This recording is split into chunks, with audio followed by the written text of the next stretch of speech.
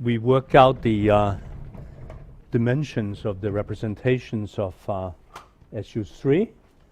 And let me remind you, the first number is the number of indices upstairs. And the second number is the number of indices downstairs.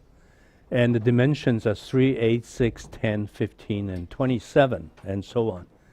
And incidentally, of course, if, by now, you are at the level of advanced undergraduates and beginning graduate students, which is the level in which this course is given in Santa Barbara. You're expected to do a lot of exercise. By now, you know that if you don't do exercise, you won't learn the physics. Okay, so let us start today's lecture by talking about this representation 1-1. So I also remind you that this was largely Gell-Mann's Nobel Prize, right? The prediction of omega minus, as I said last time. So today we look at this dimension. So it's so 8 dimension. So it has one index upstairs and one index downstairs. So it's this tensor, and it's worth remarking what the particles were. The 8 particles. Oops, this thing fell off again. What I think it's okay.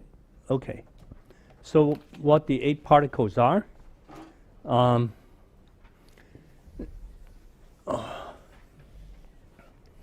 So of course, the proton and the neutron are known for a long time. Oops, from the early days.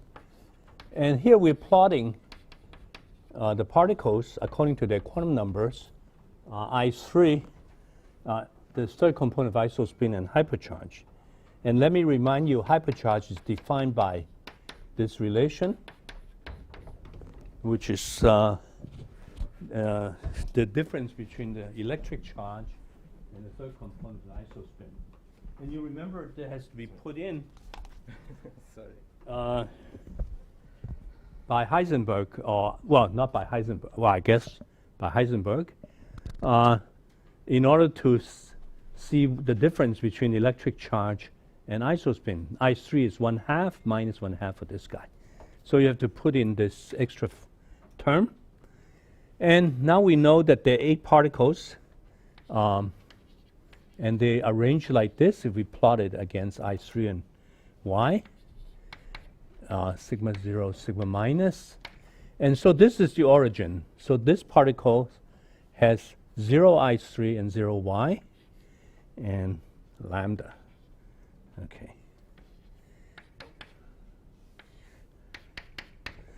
Now, here's, again, I like to, I think learning physics is not so much learning the material, which if you are above some threshold, you can always learn by reading a book. But the important thing is to learn from the history what you should remember in future research. So historically, there's an interesting story here because at the time there was a wrong experiment. So the experimentalists claim that sigma 0 and lambda have opposite parity, or particles have parities under intrinsic parity, under mirror reflection, whether they, in quantum mechanics, whether the wave function goes to plus or minus. So then there was a very influential paper by 2 very famous theorists. So you have to remember next time you read papers by 2 famous theorists. They gave something like 7 theoretical reasons why the sigma 0 and the lambda must have opposite parity. So if sigma 0 and lambda have opposite parity, then we only have 7 particles. So all the people who knew a lot about group theory and Lie algebras and so on, they rushed to a library to look for 7-dimensional representations. And most of these people were in the United States at the time. When I say people who knew a lot about group theory, so the authors of this famous paper, I think, are mostly Europeans and Asians, including a famous Korean, Ben Lee. And so in the library, they found a group that has 7-dimensional representation was SU7 or G2. So I will come back to G2 eventually. So G2 is one of the famous exceptional Lie algebras found by, I think, Cartan. So, of course, these people, since they're mathematically very sophisticated, they, of course, immediately favor G2 because SU7 is too trivial and too simple that anybody could understand, but G2 is. So this is sort of the opposite philosophy from people like Feynman. These people's argument was that nature likes fancy mathematics. So history is full of lessons for young people. The opposite view is nature is always kind to physicists.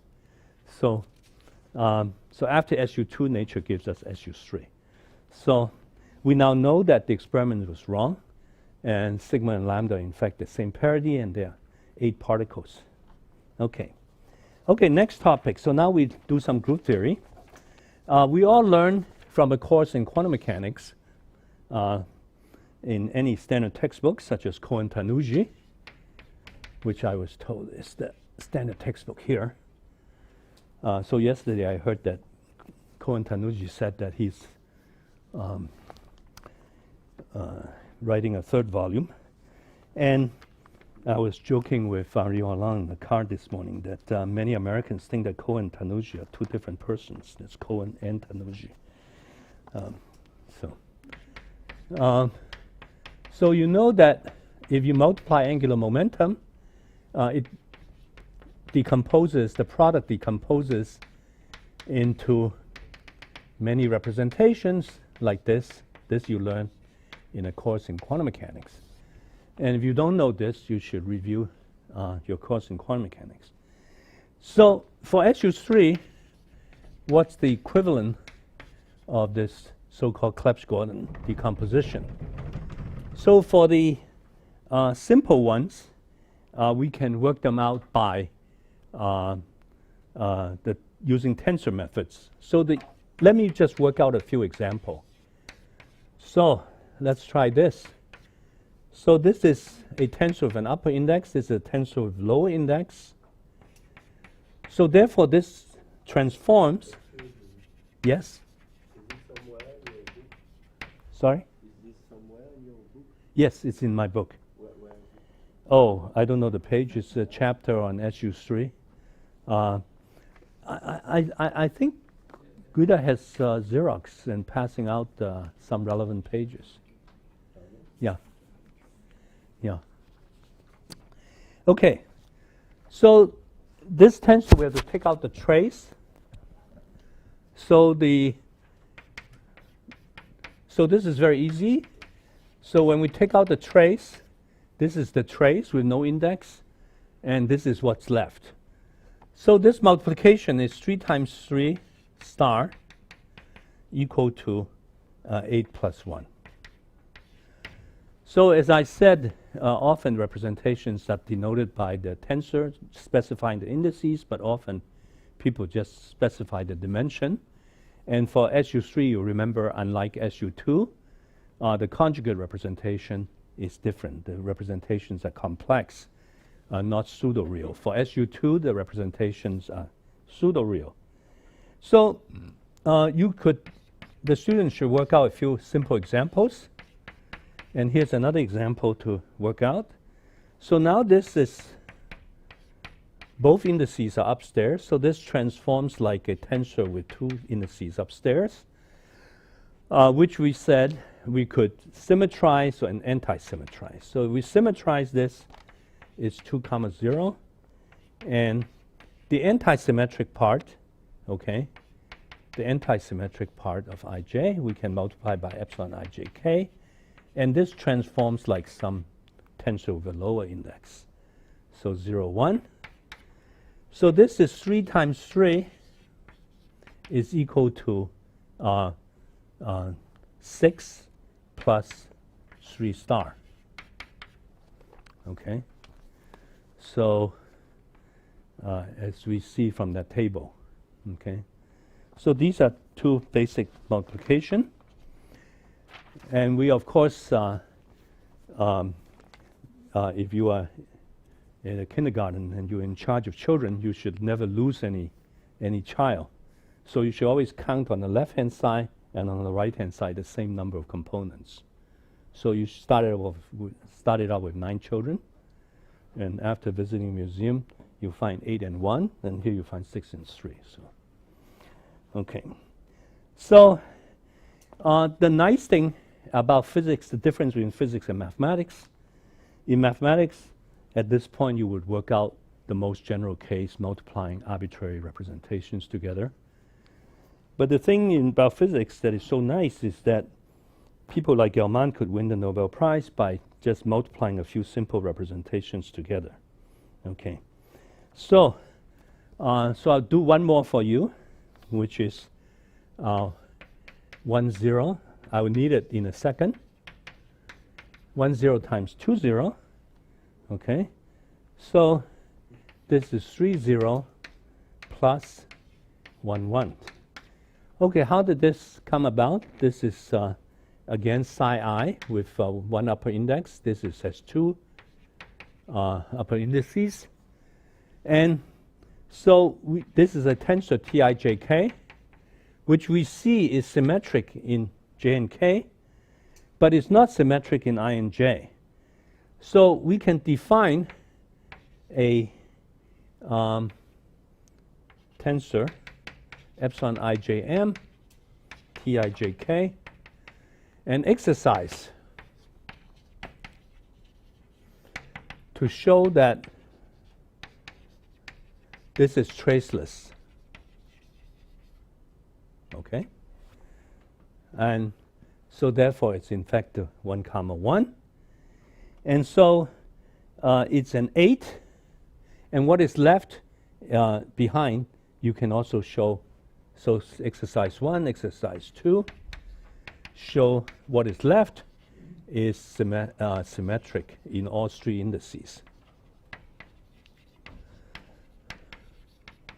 So then it's this 3 comma 0, and this is 3 times 6, okay, equal to 3 times 6 is then 10 plus 8, if you look at that table. Okay, so these are the three simplest examples you can do. And the students should, if you have never seen this before, you should do a few more examples. Okay, now we come to the Nobel Prize winning, this famous calculation, which is simply to combine these 3 calculations, which is 3. What is 3 times 3 times 3? Times 3 times. So 3 times 3 from here is 6 times 6 plus 3 star multiplied by 3. And so this is, since it's 6 times 3 plus 3 star times 3. So we know all these things. 6 times 3 is 10 plus 8. Okay, this one is 10 plus 8. And 3 star times 3 is 8 plus 1. So this is, of course, perhaps one of the most famous calculation in the history of physics, I would claim, because this is how we found out what matter is made of in the universe, right? This is the quark model, and the basis part of the Young-Jin's Nobel Prize is based on this. So it says if you take 3 things that transforms like the triplet representation, the 3-dimensional representation, you can produce a 8-dimensional representation. So the 8-dimensional representation are the proton neutrons that are observed, and the 10 is the one that contains the baryon resonances that I talked about last time. Okay, so now I give some exercise to the students, and the students really should do these exercises if you want to find out. So the exercise, okay.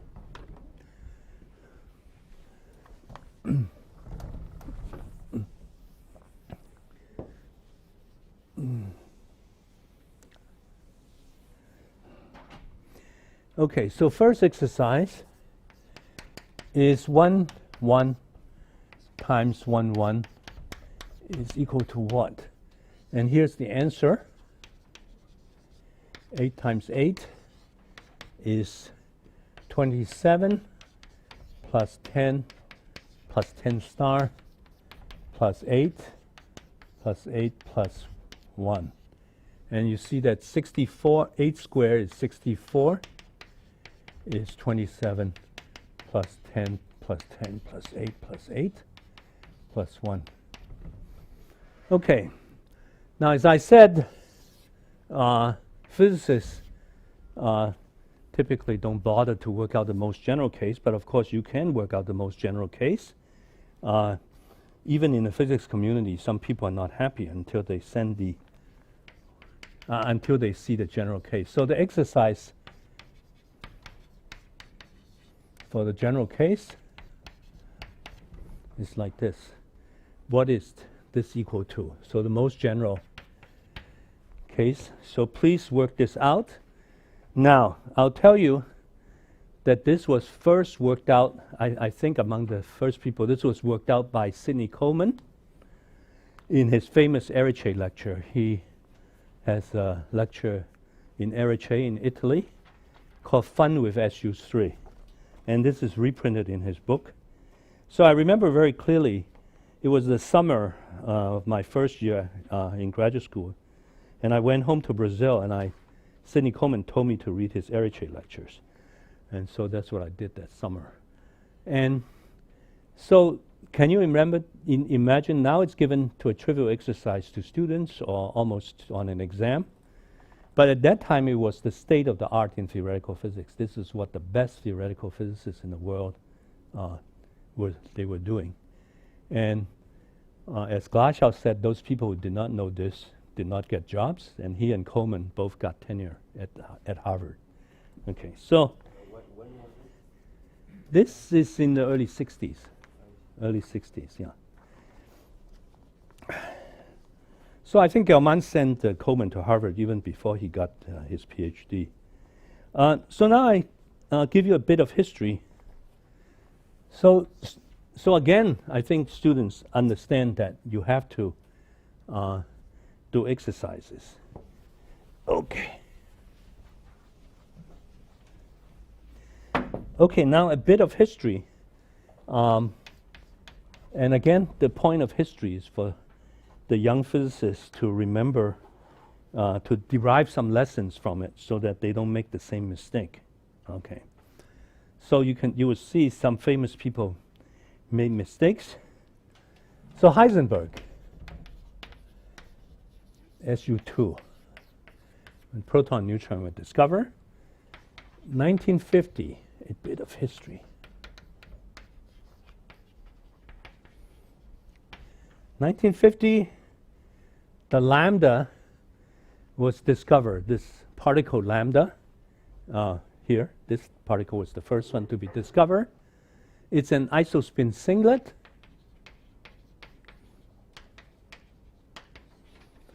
It was discovered by some Australians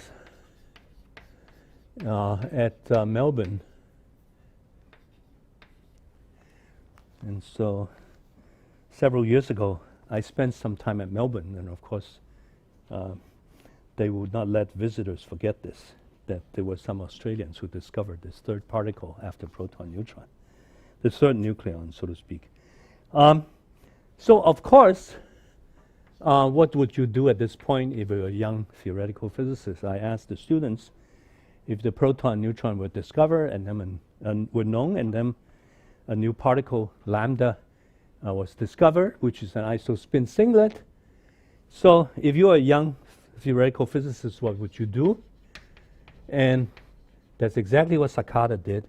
He said Heisenberg's SU2 is generalized to SU3, and the proton, neutron, and lambda form a triplet, the three-dimensional representation of SU3. But nature was very unkind to Sakata. There's a theorem that nature is kind to physicists.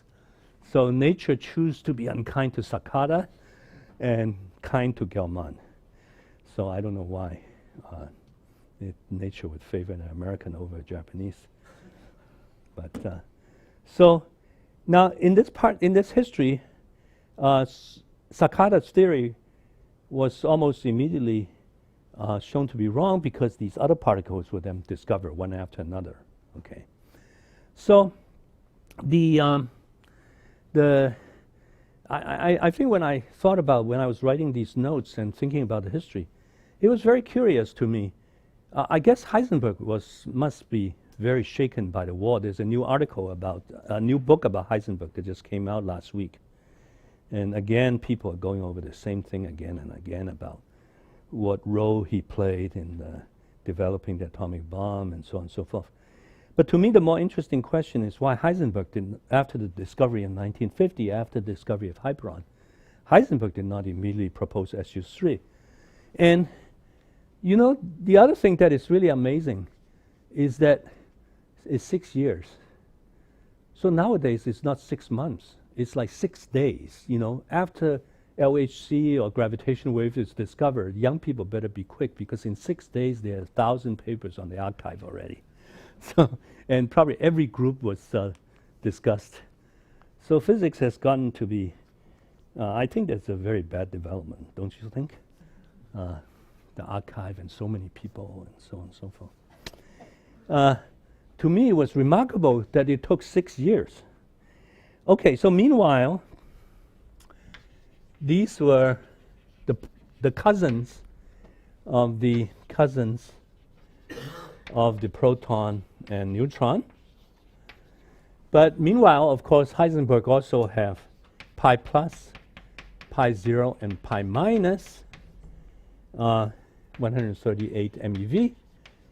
So meanwhile, other mesons were discovered. And so the most famous one is K plus, K0, K0 bar, K minus. Okay? And their mass was 495 MeV. Okay. So this is why people believe there were 7, because there are also 7. People can do this calculation. 3 plus 4 is 7. So also 7. So the problem was the eta was discovered later. And the reason experimentalists have so much trouble with this guy in the middle is, of course, he's electrically neutral. So the eta meson was also electrically neutral. So there are many famous physicists. Instead of Gell-Mann, other young guys could have discovered SU3. So the most, I guess the guy with the sort of the most regrets is a guy named Speiser. I think he's Belgian, Speiser. He was a postdoc at the Institute for Advanced Study. And I think the story is that he went to Yang and he wanted to propose some sort of SU3 symmetry, unifying the pions and the kaons. And Yang told him, how can these two numbers be the same? One is 138 and the other is 495. They're so different. So that's why people like Schwinger, and I think this partly explained the six years, because Schwinger had worked on some other theory, which is now mercifully forgotten, and young people don't have to learn it anymore. And you know, Schwinger clearly is a smart guy, and people like Feynman. And they were working on theories in which these are not related at all, and so on and so forth. And now again, the lesson for young person, if you believe in something, you should publish. But nowadays, it's the opposite, actually. You don't have to give this advice because young people immediately publish no matter what. So now, at the time, it seems like such a mystery. But now we understand this because these are all pseudo-Goldstone bosons. In an ideal world, they would have been Nambu-Goldstone bosons. So now we understand why this difference is an accident, and they're both supposed to be 0. So even 495 is an approximation for 0. So when I was young at Princeton at the time, Treeman told me that the the reason that people of his generation have so much trouble with Goldstone theorem, nowadays again students learn this Nambu-Goldstone story very quickly, is because these people all fought in World War II. He fought in World War II. So in World War II, when the atomic bomb was dropped, people are amazed, right, by the energy release. And the atomic bomb was 8 MeV per nucleon. And so for somebody to come and say that 138 is equal to 0, these people absolutely think it's outrageous. So I think this historical context is very important. Nowadays, of course, a new generation of people, anything below the Planck mass is set to 0. So now, so I'm not finished with the story. One more story, and then I come back to group theory. So of course we know that Gell-Mann proposed SU3. And independently, Yuval Ne'eman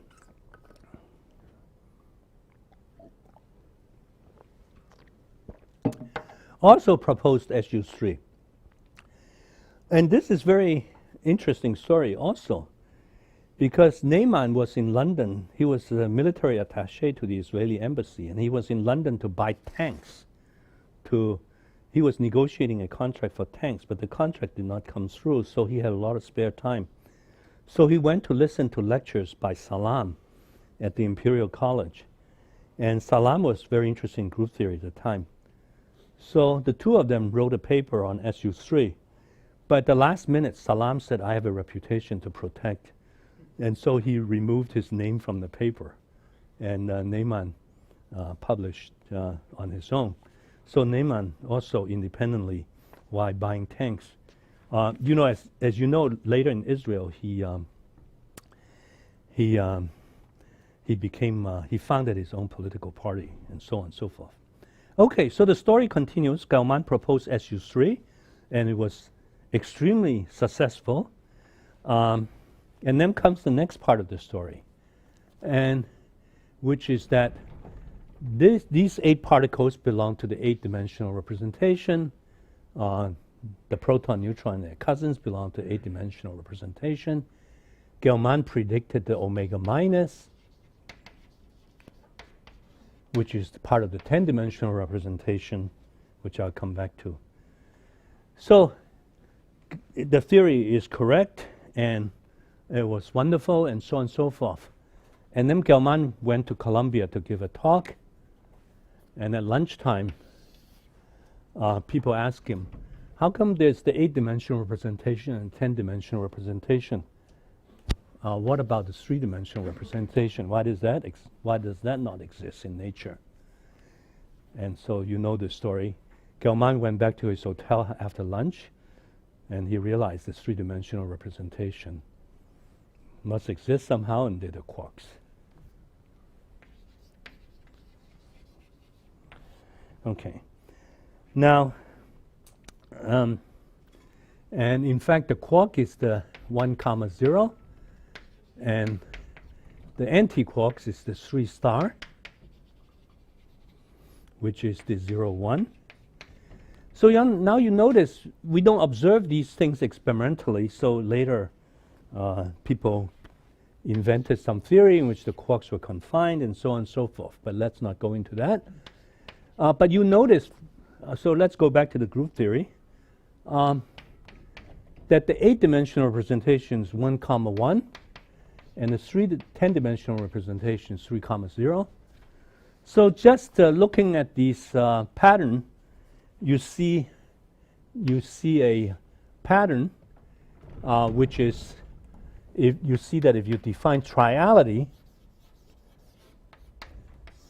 this number 3 comes out all the time, is that you define for the representation m, n, triality is defined as m minus n mod 3. So modulus 3. And you see that these are all triality 0, triality 0. But these are triality 3 and minus 3. So, what is the group theory that's responsible for this? It seems that only observable things have zero triality, and this you have to recall the concept of a center of a group. So remember, given a group G, all the elements, the set of elements that commute with all G belonging, all the group elements, is called the center. Okay? So, okay. So think about that for a second while you raise the blackboard.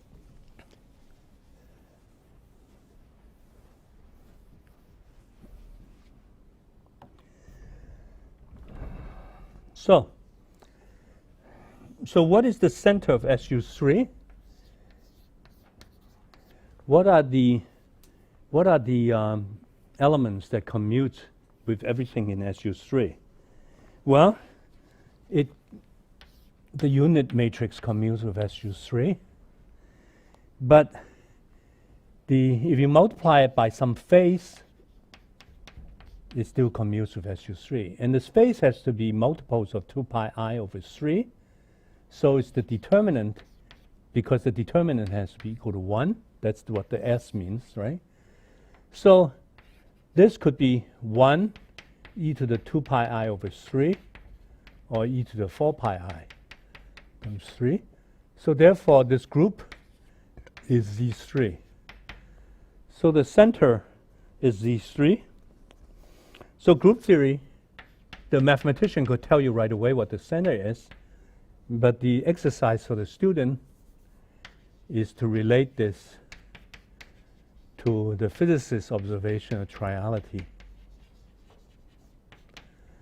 So that should be pretty obvious exercise. But notice that this is a very important clue for QCD later. How some particles are observed and other particles are not observed.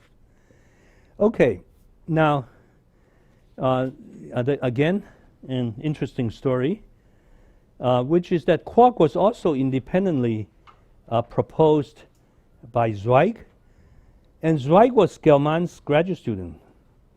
And so he had this idea when Gell-Mann was in Europe. So I guess Gell-Mann must be in France, because there was the story about Gell-Mann. Well, anyway. So this is another lesson for young people, because Gell-Mann, as you know, has a very strong character. So if you are his students, you have to be extremely strong and independent to survive. So Zweig said, if Gell-Mann were not there, and if Gell-Mann were not in Europe, he probably had no chance of coming up with an original idea. So for the young people, is when your advisor is away, then quick, that is when you get to be creative and publish all your great ideas. And a few years ago, at Gell-Mann's 80th birthday, Zweig gave a historical lecture. And his whole lecture was devoted about saying how nasty Feynman and Gell-Mann were at the time, especially to speakers. Okay, so I think one problem is that since I'm a particle physicist by training, many of my examples are all taken from particle physics.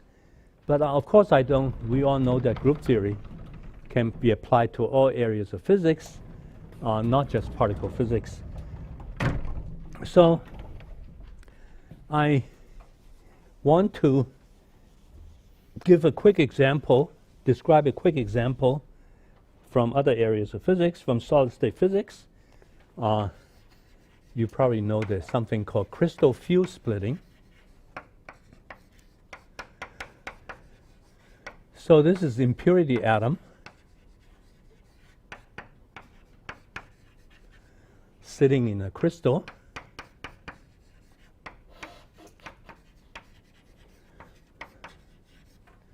So here's the crystal, which we idealize as a lattice of some kind.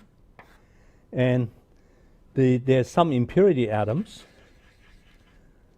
sitting in the lattice. And so this impurity atom has some energy levels. But by sitting in the atom, of course, the symmetry is broken. So if the atom was in free space, we would have rotational symmetry. The symmetry would be SO3. So in a quantum mechanics book, you can work out what the degeneracy level is. So for example, for angular momentum L, this 2L plus 1 fold degenerate, right? And for L equal to 2, there will be 5 states, okay? But now the symmetry is broken because it's in a crystal. It goes into a, for the picture I drew, it's cubic symmetry or whatever the symmetry of the crystal is, okay? And this is, of course, a finite group, a subgroup of SO3, subgroup, I guess like this, subgroup of SO3. So, of course, these levels are then split into the representation of the finite group, okay? So I don't have a chance to talk about finite group. In my book, finite group is treated in the first part of the first third of the book. And finite group theory is, of course, extremely beautiful and much more difficult than continuous groups. And some of you may have heard of these new developments in string theory based on moonshine and monsters and so on and so forth. They're all like this classification of these finite groups, people discovering huge finite groups. So these 5 levels would split. So the 5 levels are degenerate, but then they split into some pattern in general, and then there's some transitions and so on.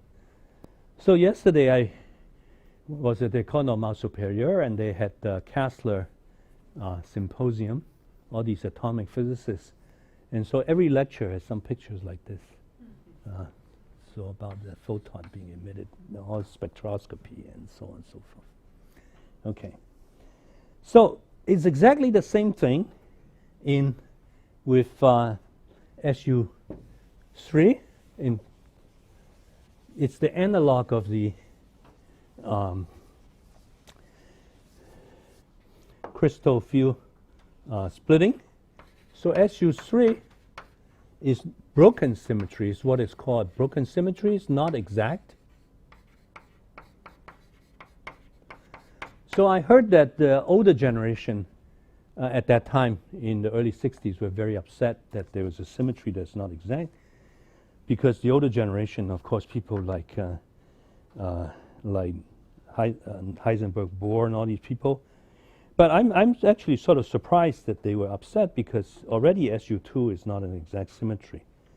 But I guess in SU2 it was clearer why it's not exact, because there's electromagnetism, and charge electromagnetism doesn't respect SU2. But anyway, SU3 is broken into SU2. So we can, as a first approximation, SU2 can be, we can think of as approximately exact, which is oxymoronic. So the 3 is then broken up into 2 plus 1. So this is just like the crystal splitting. When you have 5 states in solid-state physics, in the atom it would break into whatever the symmetry of the crystal dictates. So when you break into SU2, it breaks into 2 plus 1. Okay, so from the point of view of modern group quark theory, the theory of quarks is called, of course, Gell-Mann postulated that there was 3 quarks, up, down, and strange. And the up and down form a doublet under SU2, and then it the strange quark is by itself, is the isosinglet.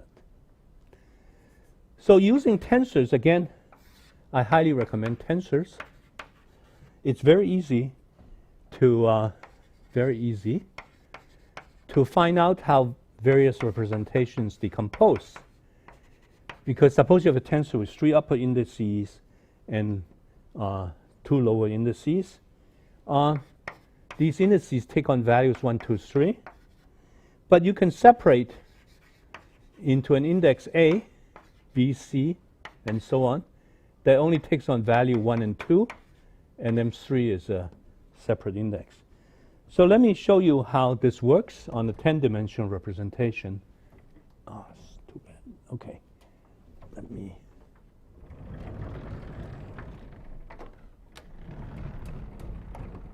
Okay.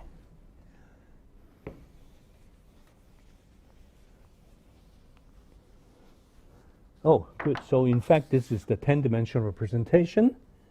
So remember, the 10-dimensional representation is 3 upper indices. Okay? It's the 3, 0. It's just set here. Okay, so this obviously decomposed into TABC, right? The 3 indices could take on values 1 and 2. This is AB3. This is A33 and T333. That's what it decomposes into. It's a symmetric tensor. And we see that this is isospin 3/2. This has 2 indices, so it's isospin 1, symmetric in 2 indices. And this is isospin 1/2. And this is isospin 0. Okay. And this is the particle omega minus that Gell-Mann predicted. So Gell-Mann knows all its properties just from here. So you see it's very simple. It's an isospin singlet, and you know what its hypercharge is, you know what its electric charge. So Gell-Mann can say exactly how one should look for this particle. Now, nature is extremely kind to physicists. For some strange reason, you don't have to learn new groups. So later, of course, Weinberg and Salam came about. Oh, I'm sorry, I haven't said it. So here, SU3 is broken into SU2 cross U1. So U1 is the hypercharge. And it's amazing how physicists don't have to learn new group theory. So later, many years later, in the 70s, the electroweak interaction, as you know, is of course SU2 cross U1 again. So Weinberg, Salam, and so on. So the group theory is already known. And then, of course, later in the mid-70s, you have QCD, the strong interaction, and again it's SU3, Gross, Wilczek, and so on. So nature seems to be extremely kind to physicists. Okay. So I've talked for 45 minutes. So I won't go into details because I'm running out of time.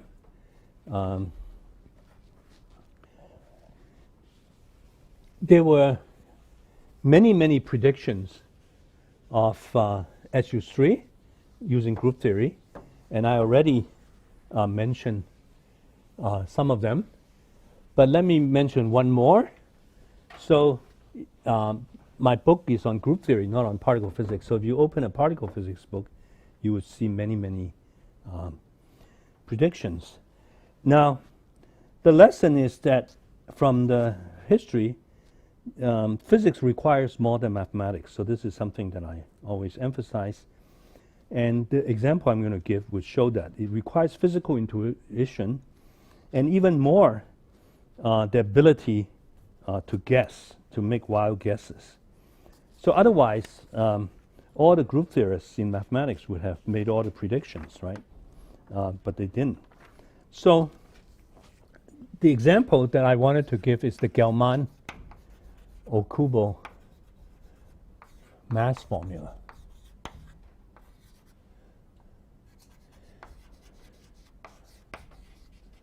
So these were 2 separate papers. They did not work together, okay, for particles. And in my book, it's page 338. So this is related to the crystal field splitting and how the levels split. So splitting, like crystal field splitting.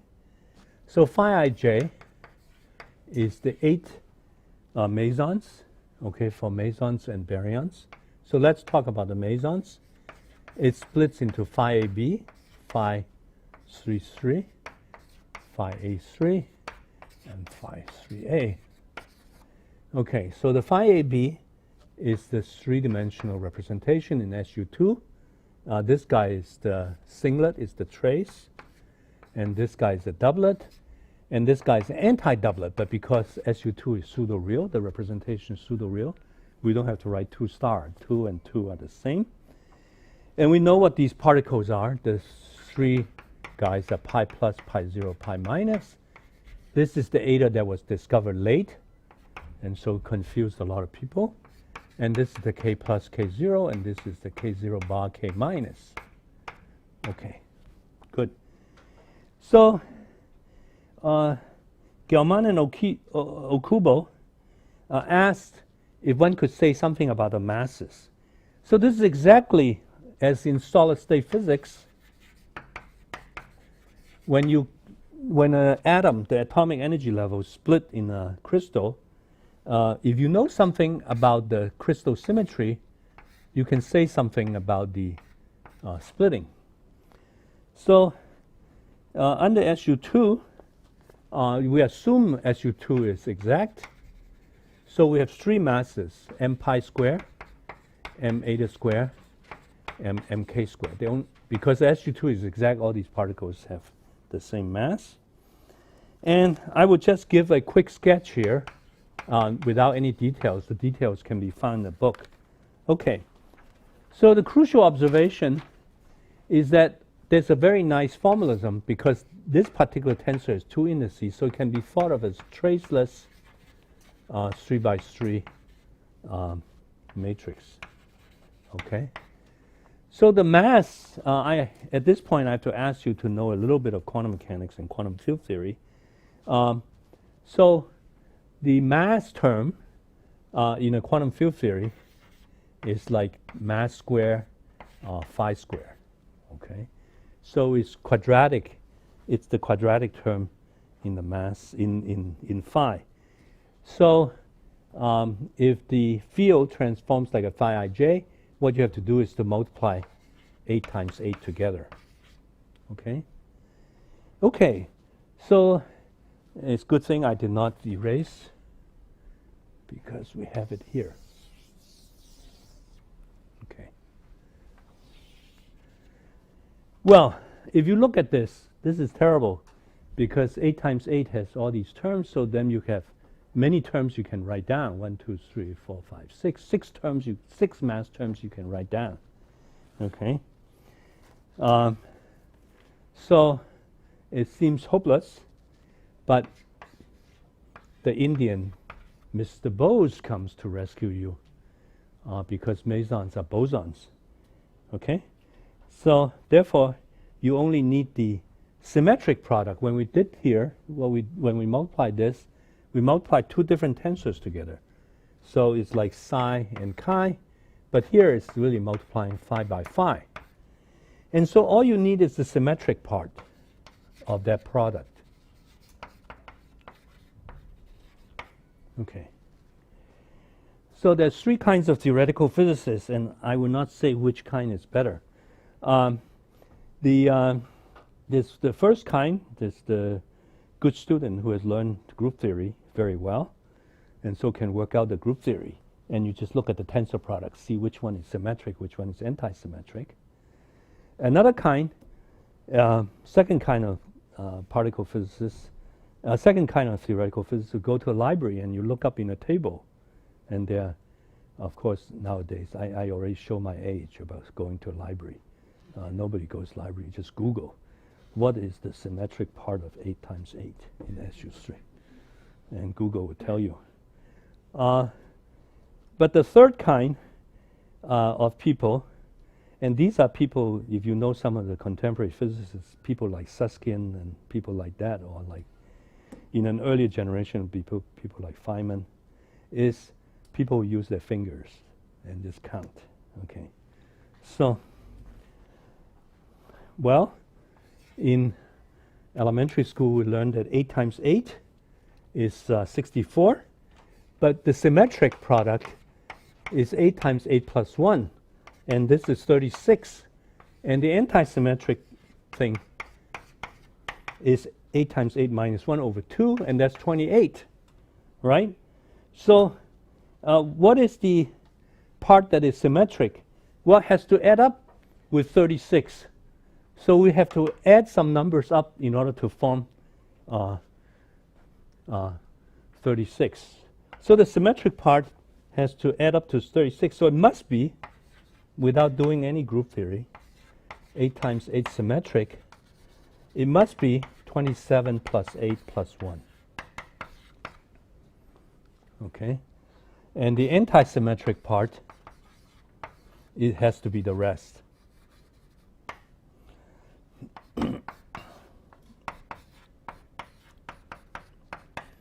Because this adds up to 28. So you can ask yourself which style of physicist you are. It's people like Susskind can do this kind of thing. It's pretty amazing, just guessing. Okay, so now, so you guessed that the one we all know, the one is a common mass. That is to say, the symmetry is exact. Everybody has the same mass, so that's the singlet. Okay, and then you have the 8 and the 27. So it's like in solid-state physics, you say there's an external perturbation. Or for students who are learning quantum mechanics, you know, in quantum mechanics, you have a Hamiltonian, which consists of part H0, then you plus a perturbation. And so the H0 transforms like an SU3 singlet, so it would just give everybody the same mass. And then the HI would have two pieces, the perturbation, one transformed like an 8 and one transformed like 27. Okay? So you, yeah? I'm sorry for Susskind, but 10 plus Yeah. 10 plus 8 plus 8, that's 36. So you Yeah. can do the same. You Oh, can do the same. You have another solution. yeah. Yeah, okay. So let's see, what did I do wrong? I did something it's wrong. correct, but you can also Oh. guess another way. Wait, okay. Yeah, okay, you're right. So the symmetric part is this. Okay, so there's an anti-symmetric part. Maybe you have to do the group theory. So now you see you have three unknowns because you have the matrix element from sort of, if you use elementary quantum mechanics, there's a matrix element of this. And this, if it has two pieces, 8 and 27, it would have two terms in here. So one term transforms, so the HI would be H8 plus H27. So you have three unknowns because you have the matrix elements of these three pieces of Hamiltonians. So physicists who follow mathematical logic, so these are the people who get A plus in exams because they write everything logically. They would have no prediction because there's three unknowns, right? Three unknowns and three experimental numbers. So there'll be no prediction. Okay? So it takes another class of physicists. So the good students would say, there's nothing to predict. We can all go home, and that's the correct answer on the final exam. There's three unknowns and three experimental numbers, no prediction. So these two guys, Gell-Mann and Okubo, was able to make a prediction because they are not logical. They just make a wild guess. And the wild guess is nature doesn't like the H27. So only the 8. And they worked out the group theory. So again, exercise for the students. For mk squared is equal to 3 m eta squared plus m pi squared. And it's amazing, these 4s and 3s, it all comes from these square root of 6 in these S3 by 3 matrices. So nature really does care about this. For example, there are factors like this if you work it out. So this is worked out in my book. But for the students, you should really work it out on your own as an exercise. The next exercise is that these are all the mesons. Of course, you can also work out the proton and neutrons and so on, work out what are called baryons in physics. So there you see that there's 4 masses, because proton, neutron, 1 mass, the sigma is 1 mass, the lambda is 1 mass, and this crazy guy is another mass. That guy is sometimes called a cascade. And so there looks like 4 masses, but again, if you work out the group theory, which I did not work out very well, for baryons, there are more terms you can write down. Okay. So then a similar story by Zweig. He told me this story when I did not know him before. One reason is because after his debacle with quarks, he called them aces, which was one of the worst names in the history of physics. He had the right idea. Some of you may have heard that. First of all, there are 4 aces, and so not everyone is fond of card games. And it's only like Gelman only somebody like Gelman would have read Ulysses and was able to pull some crazy thing out of James Joyce. So as I said, I met Zweig. So after this, his quark debacle, he actually quit physics and worked in biology. And then after that, after working in biology for a while, he decided to go make money. So he went to work for Siemens. And so when I met him, so I never met him before until a few years ago. He told me a story that was interesting, which was that Gelman was away, so the only person he could go talk to was Feynman. And at that time, he was trying to work out something in particle physics. And so at this point, we don't even have to worry about what he was trying to work out. And when he worked out with the group theory, he found that 27 appears. And there was a famous experimentalist who is now at Berkeley. He found experimentally something that transformed like a 27. In fact, this was a very famous event. The experimental data shows a bubble chamber photo. And so, but with the 27, Zweig would not get a prediction. So he asked Feynman, and Feynman said exactly the same. Feynman said, forget the 27 or throw away the 27. So knowing Feynman, I'm sure he used a much stronger language than forget the 27. So Zweig said Feynman was absolutely right. The experimentalist was wrong. Okay, so I have, maybe I should take a break here. And then after the break, I'll mention something else, and then I will go back to group theory. Since I'm a particle physicist, there are too many applications taken from particle physics. But here I could mention one in nuclear physics, from nuclear physics. So HU3 is not only for particle physics, it also pops up in other contexts. So a very simple model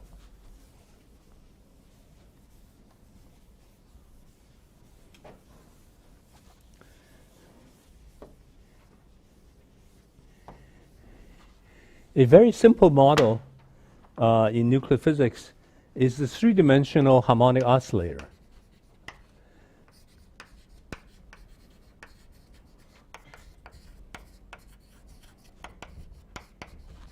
Okay, so there's some center and some spring, and this particle is oscillating in 3 dimensions. Okay, so of course the symmetry is the symmetry of 3-dimensional space, SO3. But this is harmonic oscillator, so the Hamiltonian is ... half k x squared plus y squared plus z squared. And then you go to harmonic oscillators. It's AI dagger AI. I think maybe this is some model in nuclear physics. AI equal to 1, 2, 3. So harmonic oscillators, that's maybe one half or something. So you see that it's interesting that when you work out the energy levels, it's 3 harmonic oscillators summed up. So the energy is N1 plus N2 plus N3 plus 3 halves h bar omega, where omega is the frequency of the oscillator. And so we're just using the usual for each harmonic oscillators, n plus 1/2 h bar omega, and add them all up. Okay? So you see that there's a very high degeneracy.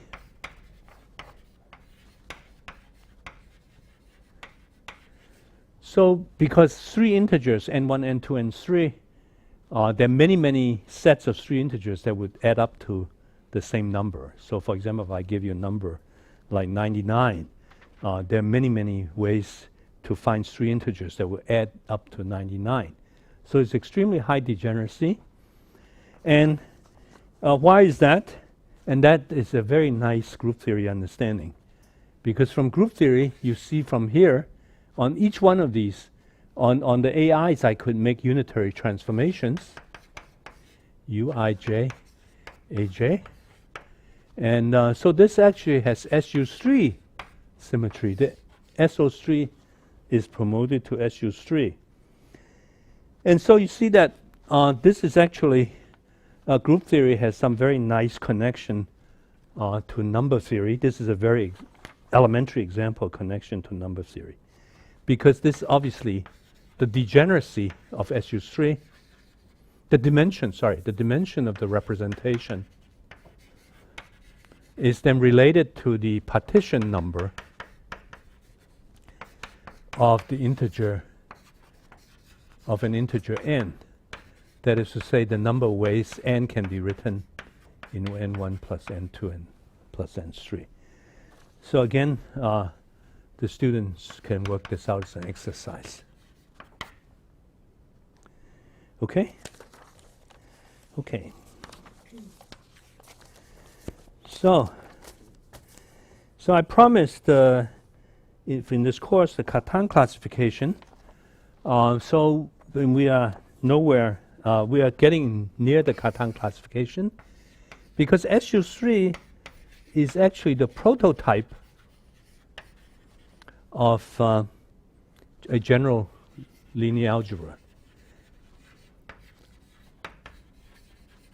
And in fact, we'll see that some of the properties of SU3 is what, I don't know historically if that's true, how mathematicians get there, tells you how to attack a general linear algebra. So SU3 is interesting because SU2 is really too simple, as you will see. So SU3 just has the right number of complexities. So it has 8 Gell-Mann matrices, so traceless Hermitian matrices. And it clearly contains the 2 square minus 1 Pauli matrices. Okay. So now I can erase all this and use the same blackboard.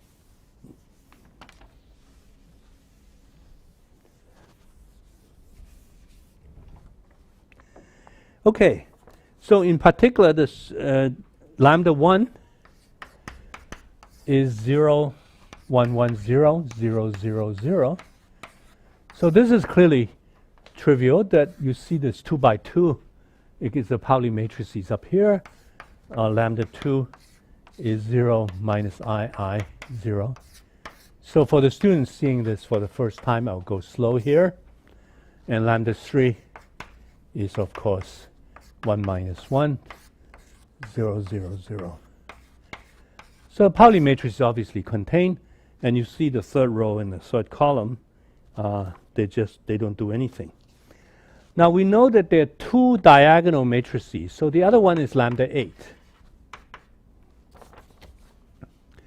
And lambda 8 is 1, 1 minus 2, 0, 0, 0. Okay? So there are only 2 traceless matrices, If it's 1, 1 in this, then it has to be minus 2. Okay, so let me not draw it. Okay, minus 2. Now, there are these square root of 3, and which is going to be these very pesky factors. They're going to pop up all the time in SU3. But nature actually knows about them because the Germano-Kubo mass formula, some of the numbers you saw there, 3, 4, and so on, come from these things. And where do they come from, pesky factors? They come from the normalization. Because these matrices in physics, they're normalized, at least in physics, normalized to 2 delta AB. So trace lambda 3 square is normalized to 2. So you want trace lambda 8 square to be normalized to 2 also. So trace lambda 3 square is obviously the trace. If you square that matrix and take the trace, you obviously get 2 from the 1 plus 1. But lambda 8 square, it's 1 square plus 1 square plus 2 square. Then you obviously, in order to get 2, you have to put in a square root 3 in order to get 2. Okay.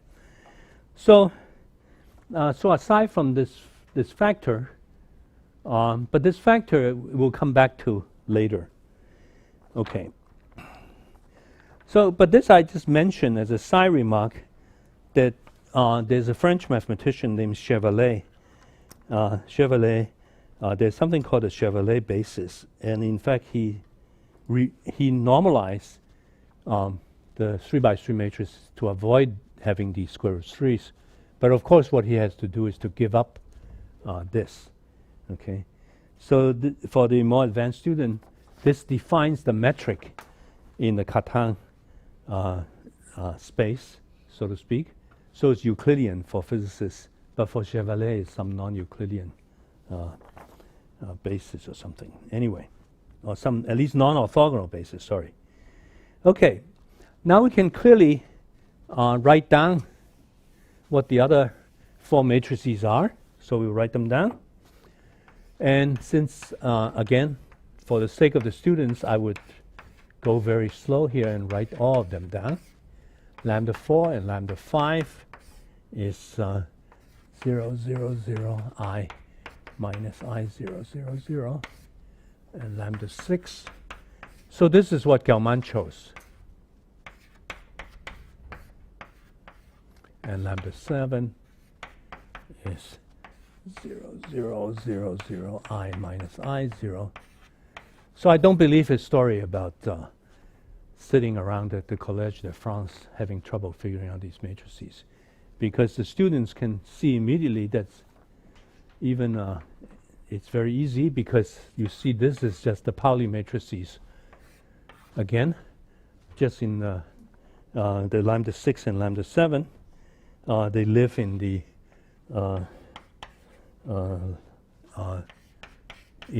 they live in the 2-3 sector,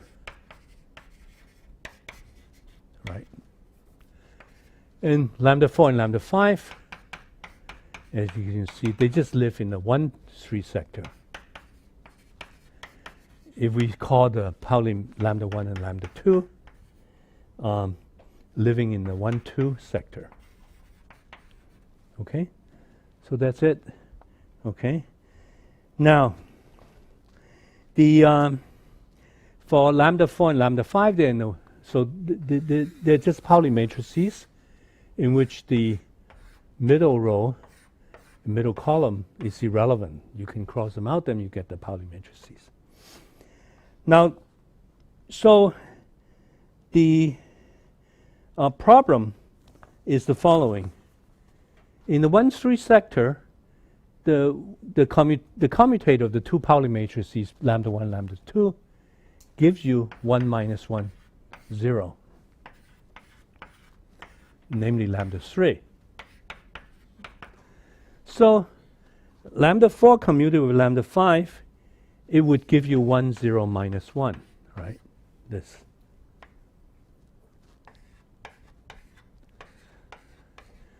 But this matrix is not part of this set of 8. It's in fact a linear combination of lambda 3 and lambda 8. So similarly, so lambda 4 and lambda 5 would have their partner would be that one, and lambda 6 and lambda 7 is given by the Pauli their commutator would be this guy, which is another linear combination of lambda 3 and lambda 8. So you see that SU3 consists of sort of 3 SU2 subalgebras, right? So these 3 guys form as SU2, lambda 4, lambda 5, and this matrix form an SU2, and lambda 6 and lambda 7 form another SU2. But it's not the trivial superposition of 3 SU2s, and this is what gives the algebra very interesting properties.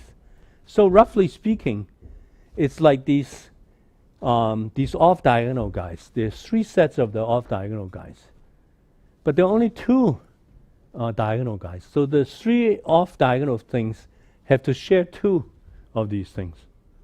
So otherwise it would be 3 different SU2s. So it's this overlap between the SU2s. Okay. So again, to use the language from particle physics, lambda 1 and lambda 2 is set to generate isospin. So people write it as I spin. And so similarly, so isospin, of course, comes from the word isotope. And isotope, of course, has a Greek word that means isobaric, the different isotopes of nucleus, and eventually shortened to isospin.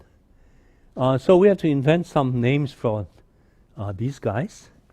So the lambda 4 and lambda 5 is called U-spin, and this is called V-spin.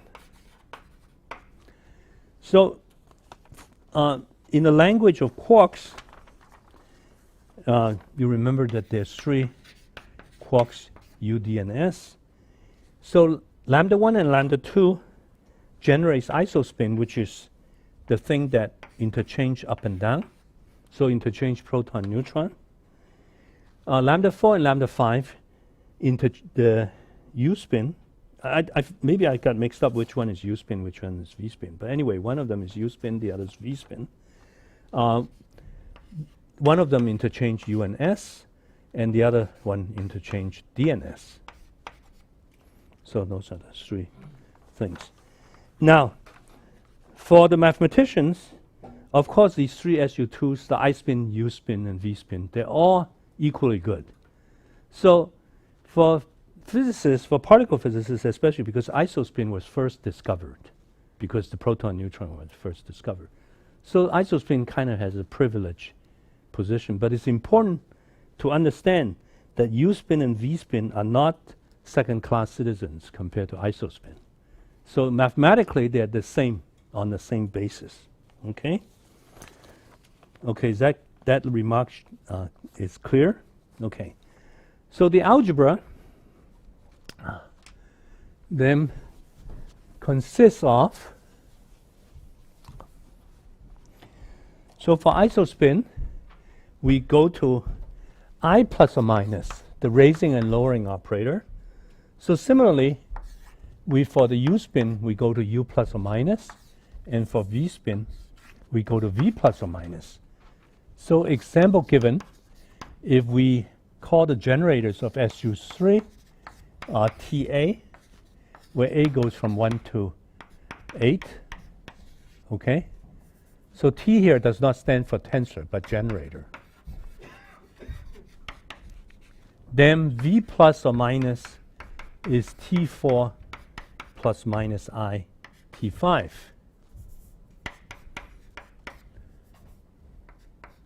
It's just like I plus or minus is I T1 plus or minus I T2. And similarly for U spin. Okay.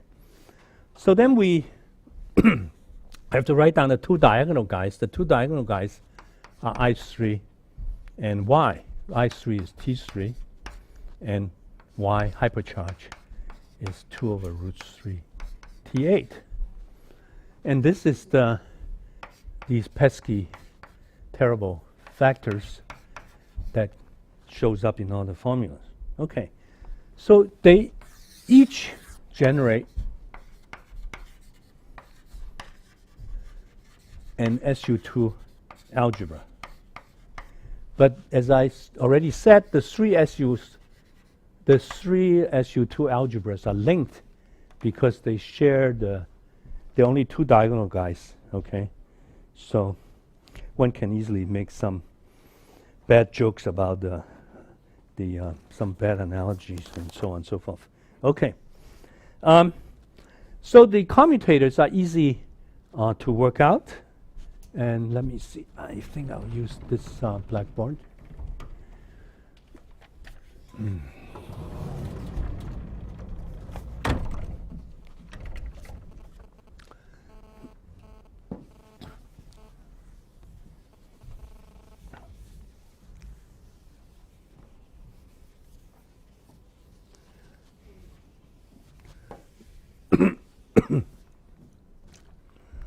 So the commutators are easy to work out. For example, U plus with U minus, we find that it's equal to 3/2 Y minus I3.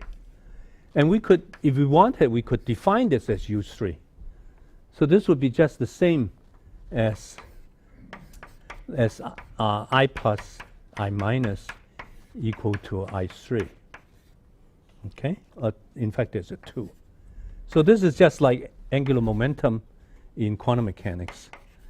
J plus with J minus is 2J3.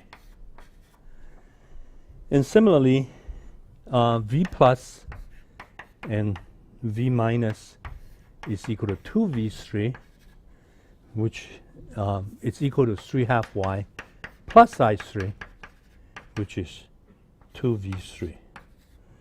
So there are many other commutation relations because we have 8 generators. So obviously we have many ones that you have to work out. So exercise, work out a few. Work out a few. No, of course, when I was teaching a course in Santa Barbara, when I say work out a few, some students come and ask me, how field, what is the definition of field, and so on. So then I said I should have said work out all of them. So I plus U minus, for example, it turns out to be 0, and U plus V minus turns out to be I minus. That's the algebra. So see page 328, where I list all these things. So Gelman worked out all of these.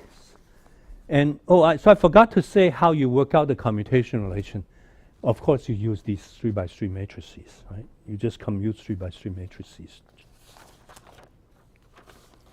Okay. Now let us remember how SU2 was solved. And I think by people like Pauli and Dirac in physics, but by other in mathematics, I'm sure it was known to Sylvester. I don't know if it's known to Sylvester. Which is you diagonalize I3. So SU2 is just this algebra, I plus, I minus equal to 2I3, etc. Okay? And so the states in the representation are given by the eigenvalues of I3. So I3 acting on I3 is I3, I3. And then you find that I plus or minus acting on I3 is proportional to I3 plus or minus 1. And with some normalization factor, which you work out in the course in quantum mechanics. Okay, so this gives you the ladder. So you list all the I3s, the states I3, we're going to represent it by points, like this. So I plus takes you from one state to the higher one, and I minus lower you. And so that's how you find the representation, raising and lowering with I plus and I minus. Okay. So as I said, nature is kind to physicists to already learn about SU2, so physicists just use the same trick. So just SU3, there are more commutators. But you do the same, you diagonalize I3 and Y. Okay? So now it's a two-dimensional, all the states are them, I3 and Y. Okay? Now instead of a ladder that you climb up and down, it's now when you go to some gyms, certainly in Santa Barbara there's such a gym, and I can tell you where such a outdoor gym is in Paris. It's underneath the Pont Alexander III. There's a climbing wall. So it's like a climbing wall. So now the states are in two dimensions. So for example, if you have Y and I3, each state is given by two coordinates. And then you will see that the I plus lets you go from one to the other. Sorry, I switched I plus. So I plus minus changes I3 and Y by I3 plus or minus 1 Y. And Y is not touched because for the obvious reason that I plus or minus commutes without Y. And that's just saying that lambda 1 plus or minus I lambda 2 commutes with lambda 8, which you can see up there. So then the question is,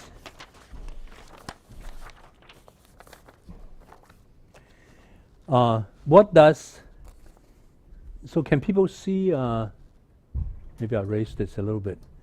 So the question is, what does U plus or minus acting on I3 and Y, what does U plus or minus do? Well, it's a standard thing. You use the commutation relation, just like in quantum mechanics. I3 acting on U plus or minus I3 and Y is equal to I3U plus, which is, you write this as in terms of the commutator, plus I3 U plus or minus, okay, I3 and Y, okay. So this commutator, now you work out, you see the algebra tells you it's plus or minus a half U plus or minus, okay. So you see the U plus or minus becomes common, and you can find that this is, you factor out the I3 acting on I3. This I3 becomes I3, little I3. So this is I3 plus or minus 1/2 acting on U plus or minus I3 of Y. Okay? So you see that this state has isospin I3 plus or minus a half. So it's changed the isospin by plus or minus a half. Okay? Now, it's kind of boring to do this on the blackboard, so you can do this as an exercise. So because we're in two-dimensional space, we worked out how I3 changes. We now have to work out how Y changes. So again, using the commutation relation, you find that Y acting on U plus or minus is Y plus or minus 1, U plus or minus I3 of Y. Okay? So, this is an exercise. So now perhaps I raise this.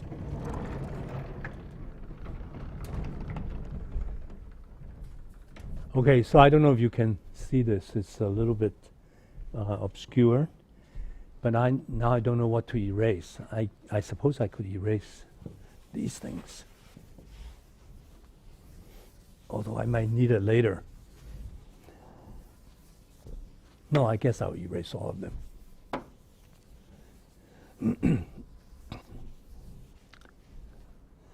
Okay, so from this we can conclude that u plus or minus acting on I3 of y is proportional to, this one you cannot see here. Let me copy it. I3 of u plus or minus I3 of y, okay, is equal to, is proportional to I3 plus or minus a half u plus or minus I3 of y. Okay? So we see that u plus or minus the state I3 of y is proportional to I3 plus or minus a half, and y changes to plus or minus 1. Okay. So now you see this is generalization of what happens in SU2. This operation u plus or minus changes both I3 and y. So in fact, if we plot in I3 and y in the two-dimensional space, u plus or minus u, and these signs are correlated. I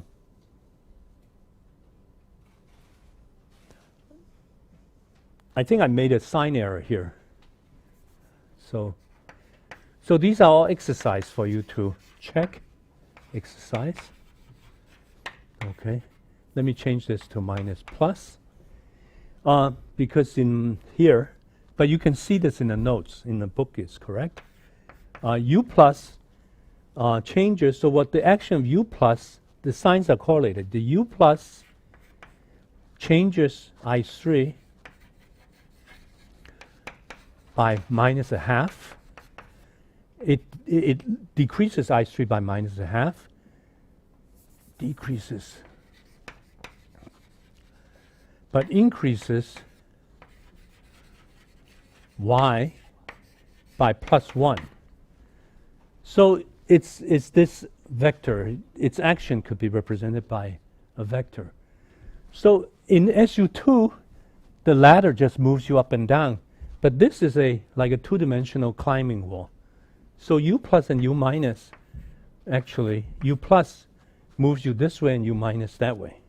Okay? So, as I said, it's like the representation is kind of, it's like a climbing wall in which you move from one state to the other. Okay. Now, similarly, V plus of minus, it changes you in this direction. So, it's a good thing I did not erase this. So you see this representation diagram is a generalization. It's a generalization of the ladder. But it's not like a rock climbing. It's like a climbing wall in a gym. The I plus or minus moves you this way. The U plus or minus moves you this way. And V plus or minus moves you this way. Okay? So clearly, these three things could be represented, these operations could be represented by these vectors. So it's represented by this, U plus U minus, V plus V minus, and I plus I minus. So in mathematics, these are called root vectors. And this is called root diagram. So the root vectors for U plus or minus, for example, for U plus or minus, is minus plus 1/2 and plus or minus 1. Okay? For example. Okay. So this generalizes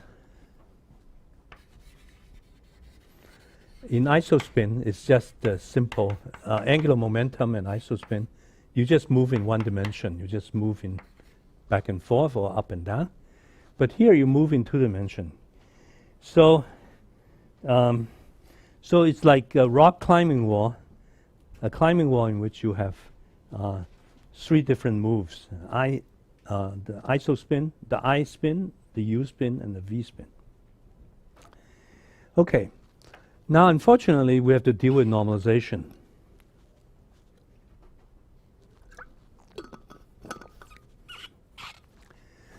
At this point.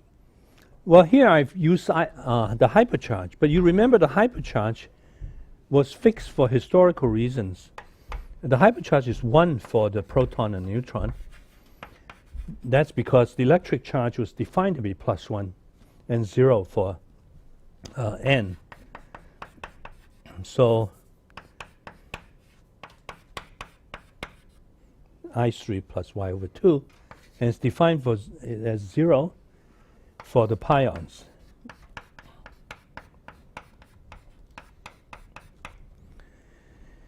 But we are talking about mathematics here, the Lie algebra. The Lie algebra couldn't care about, would care less, right? The mathematics does not care about what physicists do. So the Lie algebra, the normalization, it's better to normalize not by hypercharge, but by I lambda 8. So instead of hypercharge, we should define the eigenvalues of lambda 8. Okay, so the you should normalize I3 and square root of 3 over 2y. Okay, so the correct normalization is, this is the physicist, if you like, physicists, physics, and mathematics is these 2 x's should be I3 and I8, where I8 is square root of 3 over 2y. Okay, so you have to take the physicist diagram and stretch it. I guess you shrink it because square root of 3 over 2 is less than 1. You squish it a little bit in this direction. So the root vectors, we now have these normalization factors. So I will now write down the 3 root vectors. I plus or minus. Okay, now I'm going to, the notation is obvious, but I sometimes write an arrow on top to distinguish between the generators and root vector. So to show that it's a root vector. But later on I would drop the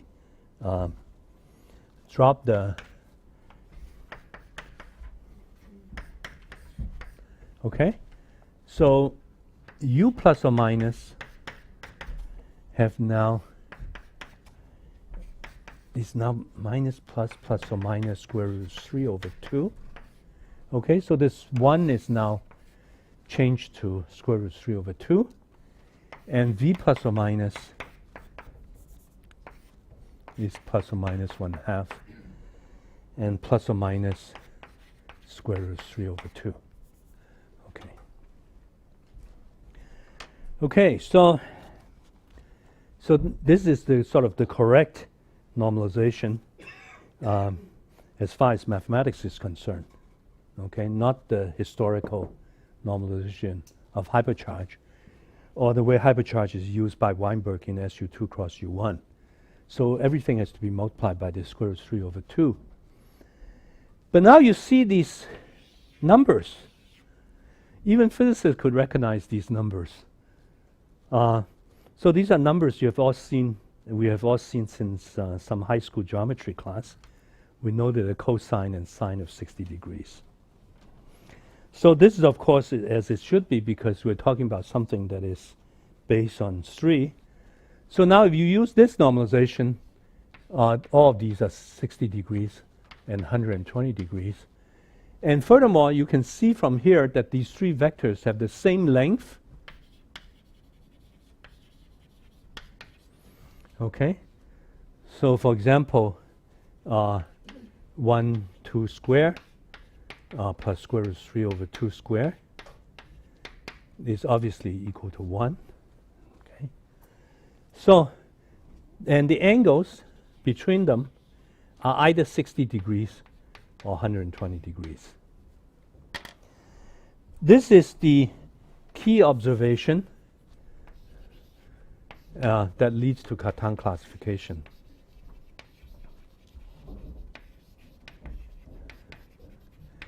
So it turns out that the angles between root vectors in general Lie algebras are all very nice, nice things. Okay, so is that clear?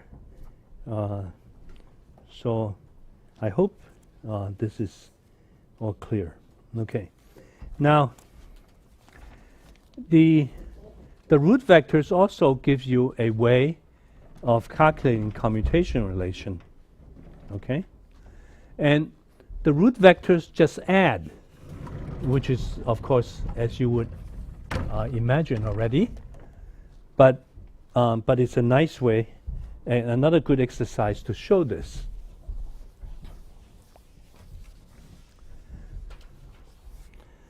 So now I also introduce a more efficient notation. So instead of writing I3 and I8, so now I went from isospin to from hypercharge, sorry, to the 8th component. I'll call this two-dimensional vector omega. Okay, then it's clear that when you act with a u plus on omega, for example, this is proportional to omega plus the vector u plus, right? So because you shift the state by in the direction u plus, going that way, you take it to a state in which you add the vectors. So now you see it's a really nice formalism. The I minus acting on u plus, and this will all come back when we do Cartan classification. It's proportional to I minus acting on omega plus u plus, okay, which is then proportional to omega plus u plus plus I plus. Okay, so you see that these operations just move you around in the representation space. And I would tell you that what I call ladder and the rock climbing thing in the gym, the rock climbing things, these are the rocks, they are called weight diagrams in mathematics. I don't know where this term comes from, but weight diagrams. So for the weight diagrams, the corresponding thing in particle physics is just the picture that the experimentalists use to draw the different particles. So you see in the weight diagrams, all you do is you add these root vectors. Now the other thing I'll show you, so the nice feature is that if I were to do it in the other order, it clearly is proportional to the same thing. And the commutator, so this is an efficient way of seeing what the commutator must be. The commutator is also proportional to this state.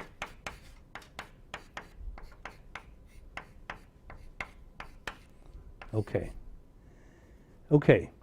Now, at every step we say the commutator is proportional to, because there are some factors that we did not work out. Just like in when you work out angular momentum generators, you remember that there are all these square root factors and so on when in your quantum mechanics course. So here there'll be all these factors.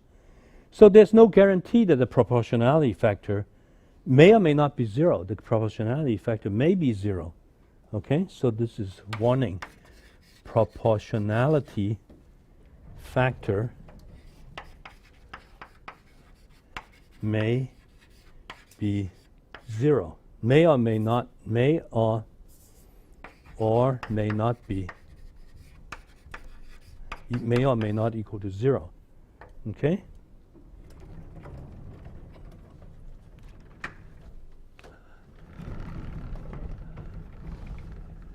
So the proportionality factor may or may not be equal to 0.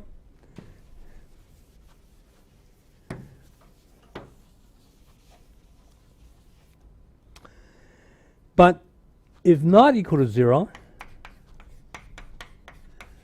then I minus u plus would be a generator with the root vector I plus minus plus u plus. Okay?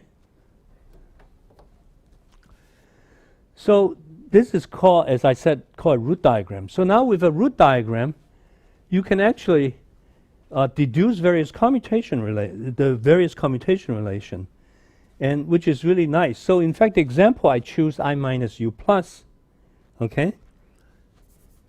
You see from this root diagram, which this is the crucial thing to know. And I think after this, I can erase this and this, okay? And this. You see something interesting. This example I chose is I minus u plus. And so it should be proportional to generators with I minus u plus. But you see, I minus is this way. And u plus is this way. So this would be a generator with a root vector going like that. But this doesn't exist. So for the algebra to avoid this contradiction, it will be a disaster. Therefore, this commutator must be equal to 0. And if you check the list, you will see that it's indeed 0. As an exercise, you have worked out all these commutation relations. So Catan is going to use this reasoning, the commutators in the algebra. And so this forms a lot of constraints on the algebra. And that's why all Lie algebras could be classified this way. Okay? So in contrast, let's try it in contrast. I'm sorry about my handwriting, but to save time, I don't want to. This would take too long. In contrast, when I get my teaching evaluation, people always comment on my handwriting, but it's a question of using up too much time and better handwriting. Look at I plus u plus. So I plus is this way, right? And u plus is this way. And everything is 60 degrees. Okay? So, we see that the sum of these two vectors is this vector. But this vector exists, it's v plus. So this is a nice thing. You see immediately, you conclude from this that I plus u plus is proportional to v plus. And in fact, when you do, I'm assuming you have done this exercise. So if you've done this exercise, you will see that that's true. But of course, you've done this exercise, you also know what the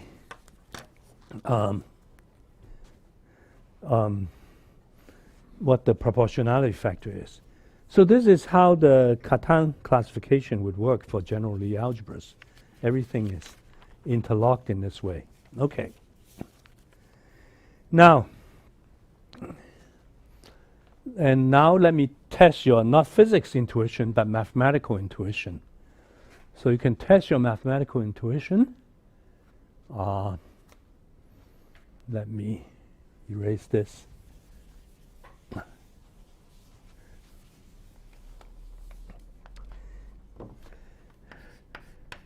In this discussion, we find 4 experimental facts. all root vectors are equal length, right? I, U, and V are equal length. Okay? And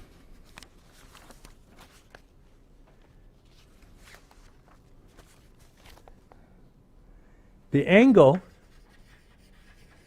between them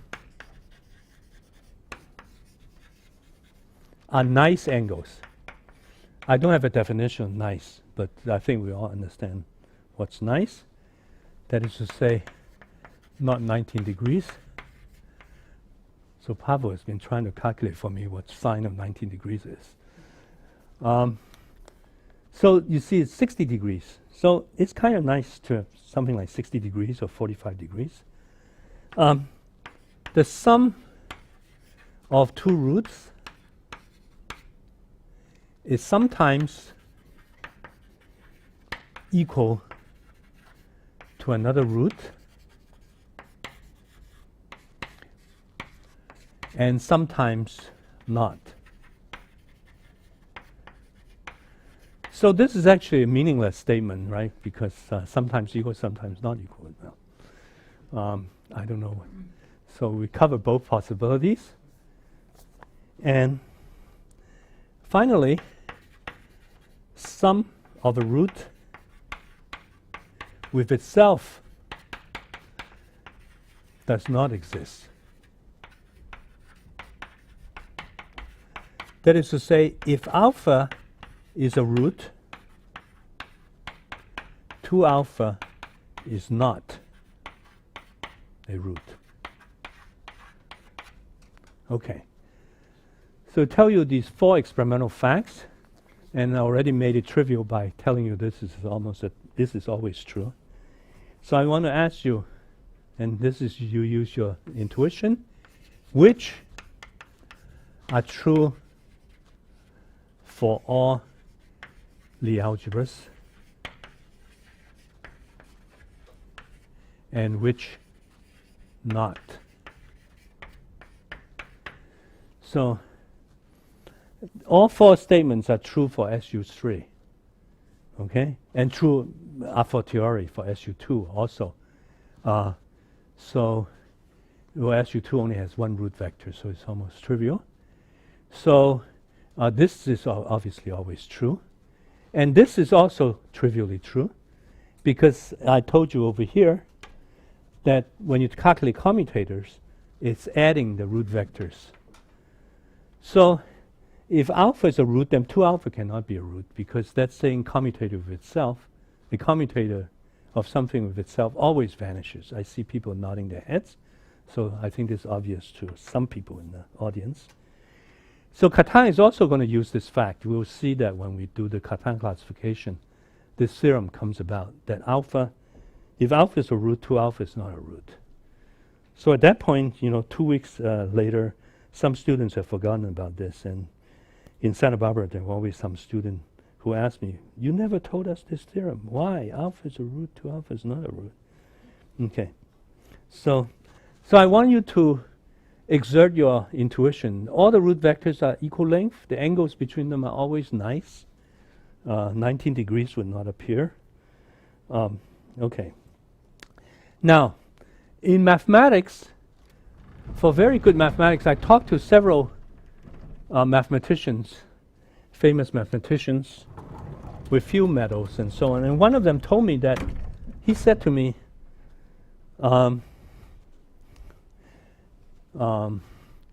he said, actually, secretly, mathematicians also have intuition, just like physicists. And they, in fact, work sort of like physicists, making guesses and trying things out. But when they publish, they have to hide all that. So I don't know if that's true, but that's what one Fields medalist told me. So in mathematics also, there are a lot of intuitive notions that almost suggest themselves. So I'm going to tell you 2 notions that suggest themselves, sort of obvious. Okay, I'm 5 minutes over time, but I'm going to finish soon. So, which we're going to use next time when we do Catan classification, I hope. Well, we have 6 root vectors here, right? 6 vectors, 6 root vectors. But obviously, we only have talk about 3. Because the other 3 are just minus of the other guys. So we define positive roots. But now you see immediately positive roots is not an intrinsic concept. It depends on your coordinate choice. Okay, right? You can see you must specify the coordinates. So you also have to favor some coordinates over the other. A root is positive if its first non-zero component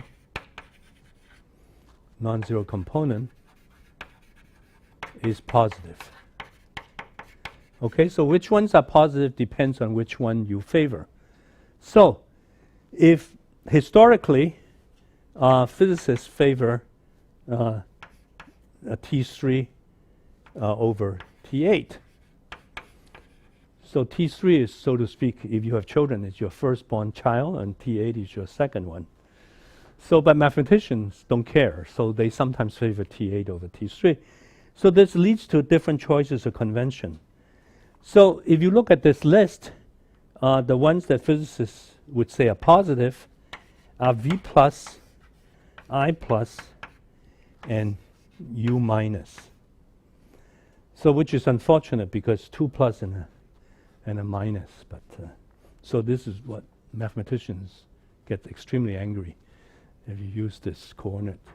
And so that is to say positive roots, an intuitive way of saying this, they point mostly east. These are called a positive, and the other 3 guys, you don't have to worry about them.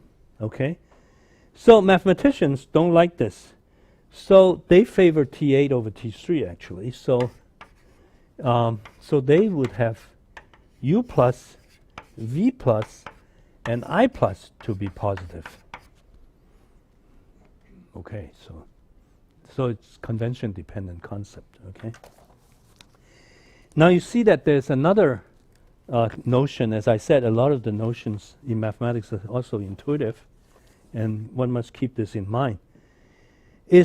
We're in 2-dimensional space, so we don't need 3 root vectors. One of them is a linear combination of the other 2. Okay? So you need to specify only 2, and then here's another notion that suggests itself, which is a subset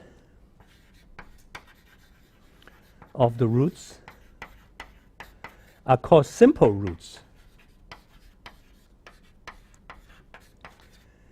I'm going to, instead of writing it down, I'll say it. Is that okay? If any of the positive roots can be written as linear combination of the simple roots with positive coefficients. Okay? So here, the positive roots, the simple roots are then V plus and U minus for physicists. Because I plus can be written as linear combination of V plus and U minus with positive coefficients. Okay? Positive coefficient. That's that's the key word. Positive coefficients. Linear combination.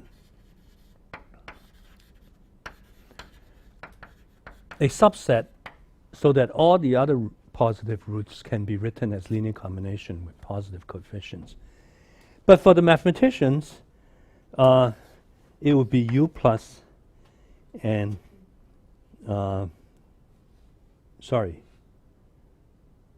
it would be these 2, U plus and I plus.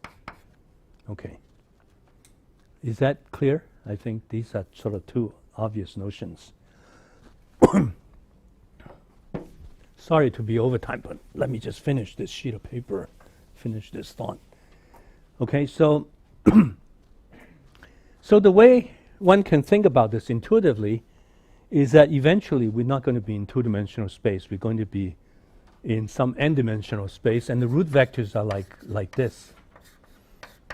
and it's in some high dimensional space. There are a lot of vectors and all the positive. So you see it's sort of like a sheaf of arrows. And it's the one that are on the outside. They're called simple. Okay? I think that's I see a lot of people nodding. Okay. So now you see clearly from this SU3 example, because everything is 60 degrees and all these nice angles, you can prove many nice theorems. And this is the connection with geometry. So many nice theorems about the weight diagrams.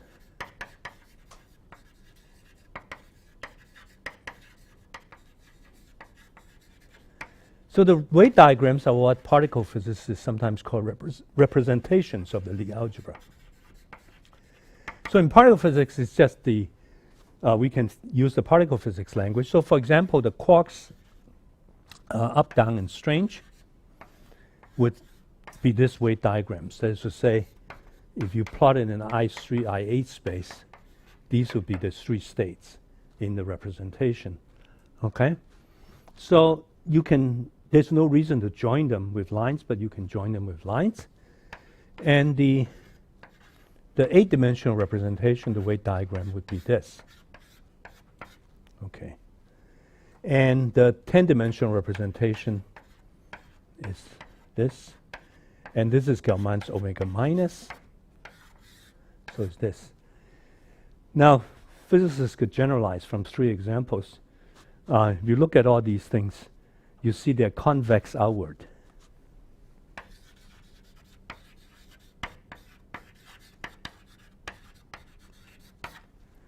Okay? And so you can prove a theorem about, I think it's only for well, okay, so for SU3, so this is the exercise to show that the weight diagrams are all for students. So by the way, lots of exercises, but if you really want to learn the subject, you should go home and do all of them. So some of these are in the book. So for example, you can have a very complicated weight diagram, okay? But because of this theorem, you know certain weight diagrams are not allowed. So, by the way, I should emphasize one thing. I think I never said it. Is for a given Lie algebra,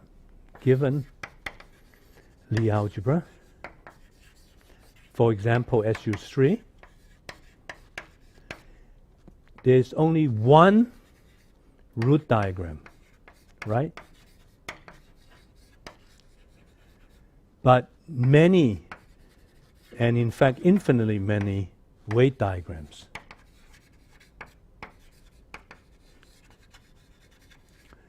So is that clear, right? I think to people. The root diagram, there's only one, which is that thing up there. The weight diagrams, they're infinite many representation. So for the SU2 example, or angular momentum that you know, there's only one root diagram, which is the root is just j plus j minus for angular momentum. But you have infinite number of possible ladders, right? For every integer, every half integer and integer, there's a ladder. So similarly, there are, of course, infinite number of representations. So sometimes students also get confused between weight diagrams and root diagrams. Now, what gets very confusing is some of the weight diagrams, this weight diagram and that root diagram look the same. Okay. Okay. So I did not emphasize this, but I emphasized. So here's the exercise for students. Show something like this.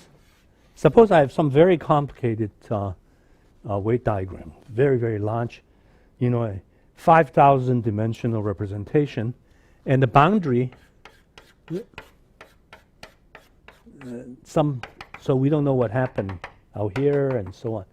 Show that this is not allowed. So that's what is meant by convex outward. So I won't bother to define what convex outward means. But this is an example of something that's not convex outward. It sticks in here. So prove this using the Lie algebra. Okay? So prove this. So there are many, many nice theorems. So you open up a sort of more mathematical book than mine, you can see they list many, many theorems and so on and so forth. So I'm even hoping that some of the students would invent their own theorems here. Okay, so it's already 15 minutes past.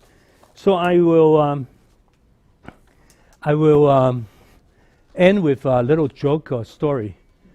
The root vectors of SU3 are called I spin, U spin, and V spin. So the question is, I spin is clear. It comes from isospin and comes from the Greek word isotope. So what's U spin and V spin? So people was wondering about this, and Gell-Mann is full of jokes and tricks. So we don't know if it's Gell-Mann, but I suspect that it's Gell-Mann because there's a children's song in the United States. It's I scream for ice cream, you scream for ice cream, we all scream for ice cream. So we come from that.